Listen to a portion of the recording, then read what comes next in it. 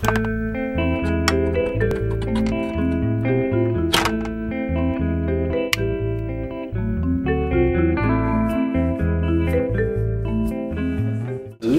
I'm good. You sure? I'm good with like the a little water. something? Come on. No? Alright. A little flask, what is it? Gin? Oh, gin, no. Come on. Gin. Somebody who makes Modfuck Explosion is not going to have a drink before him? God damn you. It's actually drunk. I will, because I want to seem sort of, you know, edgy and alternative. Well, welcome, Jon Moritsugu. Oh, thank you. The director of Scumrock, Famewhore, and Modfuck Explosion, which obviously are playing AMC chains across the Midwest. Right. 2,000 screen release for all of those. That's right. Definitely. You obviously are working a fringe of the film world, but unlike a lot of indie filmmakers, doing it successfully. How do you define success? Gosh, I used to define it when I started out, just success was me being able to go on and make one movie after another, get financing for each one. And at this point, though, I've sort of modified that. To me, success now is I want to work with bigger names, I want to get bigger budgets, and I want my movies to ultimately reach bigger, huger audiences. Modfuck Explosion. Most popular? It is. Is it most popular? Yeah. And for that film, let's imagine that the trailer voice guy was still alive. Oh, You had to do In a World Gone Mad. Right. What is Okay, in a world gone mad, we have the battle between the Japs and the mods. We have a race war. We have a updated version of Romeo and Juliet. We grab a rebel without a cause and pulverize it and reassemble it Frankenstein style into something that is engaging in this day and age. That's what we have with Modfuck Explosion.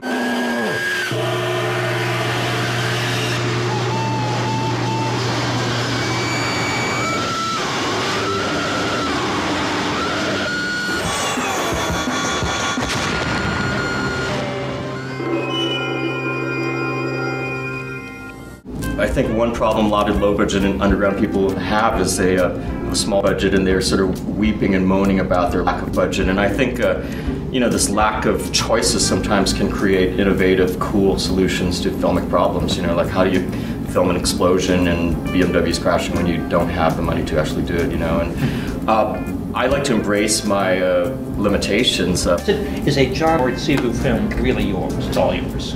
Yeah, it actually is. I'm co-writing right now with my wife Amy, so you know, the words, she's, you know, I think we're a great writing team, great partnership.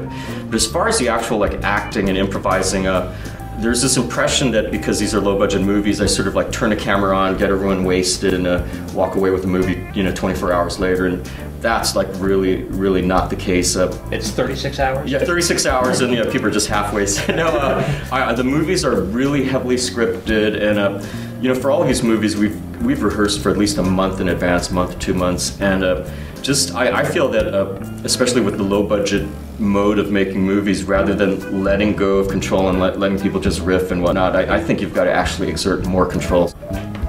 Well, you've done something amazing, and that is like whether it's Seattle or Austin or anywhere else, there are a lot of indie film communities, and there are a lot of people who think, oh, I can make an indie film. And a lot of people can sort of muster up the resources to make one indie film, and then they can't do anything with it, or it doesn't turn out very well, or they just give up, essentially. But you have kept at it. What is the secret to being successful on that level? Amphetamines. I think it's, first of all, starting out realizing that this is something I've always wanted to do. A lot of people have these like filmic dreams, and they do their first feature and they sort of realize, wow, this isn't what I want to do, you know, this was terrible. But I think, first of all, that, you know, I was born to be a filmmaker, film director, writer. That's one thing. And the other thing is I realized that my movies have a really, really long shelf life. Something like Modfuck Explosion, it was shot in '92, released in '94, and it's still like a really hot seller. I think the moment you just say horror movie, it suddenly is something that, you know, 99% of the public can relate to. You know, it's sort of like Modfuck Explosion, indie movie, weirdo movie, what's that about? You know, horror movie, people know what it is, they know what, sort of know what to expect, and it immediately is something that's, I think, more accessible, more marketable, more saleable, even if it's like a tweaked out, totally messed up, crazy horror movie, you know. Can you tease it a little bit? Because how would yours be different? I'd like to see that. I'd like to see a hip indie horror film. It's a character-driven horror movie and not in that Hitchcockian way. Pshaw. Pshaw. It's not a suspense movie, it's a horror movie, and the only thing I can give away is like the mundane becomes horrifying. And it's also a really funny movie. I think that's something that, you know, people have played with, like Shaun of the Dead, stuff like that, where they've tried to do like a horror comedy, and I've never seen it actually work. I mean, I think, you know, it's like you get to Freud and Nietzsche, and they're like you know, laughter's one step away from screams, horror is one step away from comedy, and I totally believe in that. And that's I feel this new project is something that you're laughing at one moment and then like completely like retching the next moment, and I think that's sort of like a beautiful harmony right there, you know.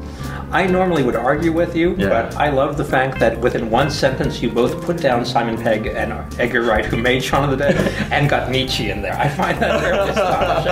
That's something that does happen. So I'll go see the movie. Okay, good, yeah. Especially if you get Keanu and you could dispatch him in some awful way.